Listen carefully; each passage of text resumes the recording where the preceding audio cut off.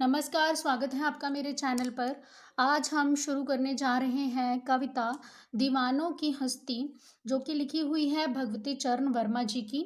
आज हम इस वीडियो के अंदर इस कविता के कवि श्री भगवती चरण वर्मा जी के बारे में संक्षिप्त में जानेंगे और इस कविता के भावार्थ करेंगे।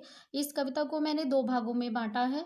आज हम जो भावार्थ हैं वो आधे करेंगे, क्योंकि जो कविता है वो थोड़ी लंबी है। तो इसलिए इसके भावार्थ को अच्छे से समझने के लिए मैंने इस कविता को 2 भागों में बाँट दिया है। तो आइए शुरू करते हैं कविता दीवानों की हस्ती। सबसे पहले हम भगवती चरण वर्मा जी के बारे में जान लेते हैं। भगवती चरण वर्मा जी हिंदी साहित्य के सुप्रसिद्ध कवि हैं।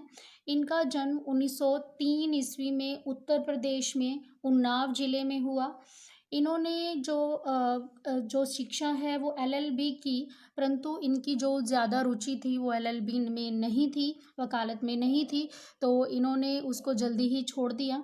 इनका जो रुचि थी वो लिखने में थी, लेखन में थी, तो इन्होंने बहुत सारा जो लेखन कार्य है किया है। इनकी जो लेखन कार्य है, जो कविताएं हैं, जो इनके उपन्यास हैं, इनकी जो कहानी संग्रह हैं, उनमें एक मतवालापन, एक फक्कड़पन है जो वो देखने को मिलता है। इनकी सारी रचनाएं हैं जो आशावादिता से भरी हुई हैं। हमें जो एक नए विचार, नए जीवन के बारे में इनके कहानी, नाटकों में, कविताओं में जो एक नई सोच के जो है वो देखने को मिलती हैं। इन्होंने बहुत सारी कविताएं लिखी हैं, बहुत सारे इनके कहानी संग्रह हैं और उपन्यास हैं, परंतु इनको जो मुख्य रूप से प्रसिद्धि मिली वो इनको मिली उपन्यास लेखन से। हमारी जो पुस्तक में, वसंत पुस्तक में इनकी कविता संकलित है दीवानों की हस्ती। अब इस कविता का नाम कवि ने दीवानों की हस्ती क्यों रखा है? जो कवि हैं वो एक खुद भी मतवालेपन में रहते थे। एक उनका जो स्वभाव था वो फक्कड़पन था, हंसने बोलने वाला स्वभाव था उनका। तो उसी स्वभाव के चलते उन्होंने ये कविता लिखी है दीवानों की हस्ती। दीवाने मतलब ऐसे व्यक्ति जो मस्ती में रहते हैं, जो एक जगह रुकते नहीं हैं, वो जो चलते रहते हैं, कभी एक व्यक्ति से मिलते हैं तो दूसरे व्यक्ति से मिलते हैं। मतलब उनकी हस्ती क्या होती है, उनकी जो उनका अस्तित्व है वो क्या होता है, कैसे होते हैं वो, उनके बारे में इस कविता में भगवती चरण वर्मा जी ने हमें बताया है। उनका मानना है कि जीवन में एक दीवानापन, एक मस्ती है जो होनी अनिवार्य है, नहीं तो जो जीवन है हमारा वो नीरस हो जाता है। उसके अंदर कुछ भी ऐसा नहीं रहता कि हम जो जीवन है उसको रोचक ढंग से जी पाएँ। तो जो मस्ती है वो प्रत्येक व्यक्ति के जीवन में, प्रत्येक आयु में जो है देखने को मिलती है। जैसे कि जो बच्चे होते हैं वो खेलते हैं, नई-नई क्रियाएँ करते हैं, तो उनका वो मस्ती है, उनका खेलना कूदना, शरारतें करना, वो उनकी जो है एक दीवानापन है उनके लिए। जो युवा लोग होते हैं वो अपने क्रियाकलापों से हर एक व्यक्ति के अंदर एक नई उमंग का संचार कर देते हैं। तो वो जो उनके क्रियाकलाप हैं वो भी एक मस्ती हैं, उनका मतवालापन है, जो एक नई आशा की किरण है जो लोगों में पैदा कर सकता है। ऐसे लोग जो अपने जीवन के कर्तव्यों से भटक जाते हैं, जो निराशावादी हो जाते हैं, जिनके अंदर आशावादिता है जो बिल्कुल ख़त्म हो जाती है, उनको ये जो कविता है एक प्रेरणा देती है, जो कविता जो है दीवानों की हस्ती। तो आइए हम शुरू करते हैं दीवानों की हस्ती के भावार्थ। हम दीवानों की क्या हस्ती है, आज यहाँ कल वहाँ चले, मस्ती का आलम साथ चला, हम धूल उड़ाते जहाँ चले। मतलब यहाँ पर जो कवि हैं वो एक ऐसे व्यक्ति के बारे में बात कर रहे हैं, या अपने आप के बारे के ऐसे स्वभाव के बारे में बात कर रहे हैं जो कि हमेशा मस्ती में रहते हैं, जिनको सुख और दुख से कोई भी ऐसा लेना देना नहीं है, वो दोनों को एक समान रूप से लेकर चलते हैं। यहाँ पर कवि क्या कह रहे हैं कि हम दीवानों की क्या हस्ती, ऐसे दीवानों की क्या हस्ती, उनकी क्या अस्तित्व हो सकता है। वो अपने आप को कोई बड़े व्यक्ति नहीं मानते हैं जो दीवाने लोग होते हैं। दीवाने मतलब जो अपने आप में मतवाले हैं, जो अपने आप में मस्त हैं, उन्हें किसी भी ऐसे कार्य से, बड़े नाम से लेना देना नहीं है। वो कोई अपना नाम है जो पूरे संसार में नहीं बढ़ा चढ़ाकर बताना चाहते, वो तो दूसरे लोगों के अंदर एक नई आशा की किरण भरना चाहते हैं। तो यहाँ पर क्या कह रहे हैं कि हम दीवानों की क्या हस्ती, कवि कह रहे हैं कि ऐसे दीवाने लोगों की कोई भी हस्ती अस्तित्व नहीं होता, वो अपने आप को कोई भी बड़ा व्यक्ति है जो नहीं समझते हैं आज यहाँ कल वहाँ चले, उनका तो काम है एक जगह से दूसरी जगह पर जाना।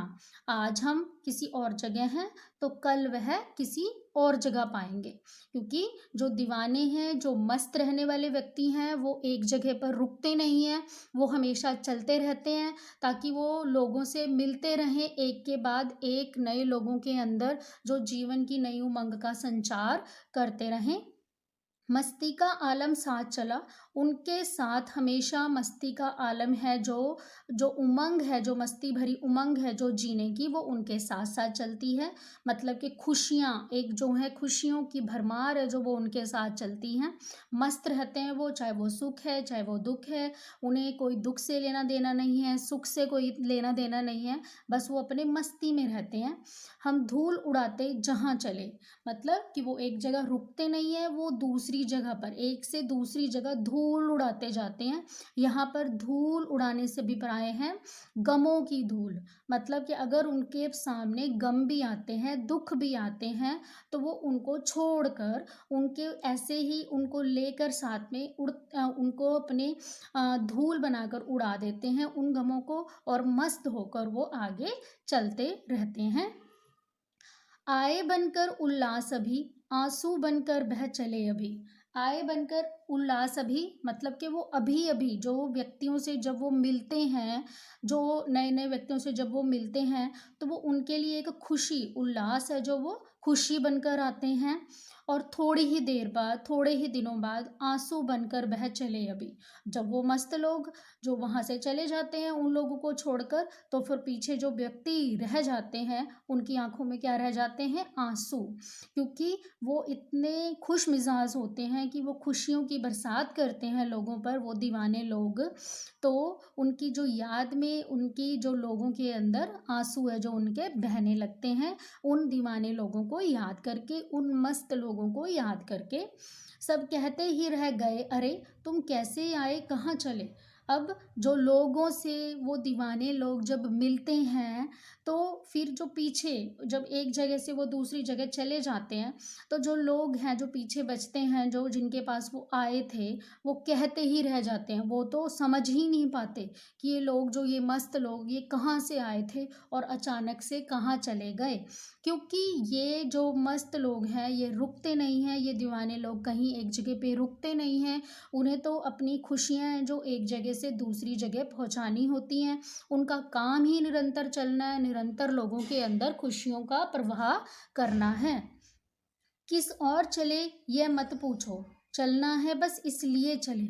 अब वहाँ पर यहाँ पर कवि क्या कह रहे हैं कि हमसे ये मत पूछो कि हम किस और जा रहे हैं, किस और चल रहे हैं। ये मस्ताने लोग, ये मतवाले लोग, ये जो दीवाने लोग हैं, इनसे हमें ये नहीं पूछना कि ये किस और चल रहे हैं। चलना है बस इसलिए चले, बस इन्हें तो चलते रहना है, इन्हें रुकना नहीं है, इसलिए ये चलते चले जा रहे हैं, आगे बढ़ते चले जा रहे हैं, एक जगह से दूसरी जगह खुशियाँ जो वो फैलाते चले जा रहे हैं। जग से उनका कुछ लिए चले, जग को अपना कुछ दिए चले।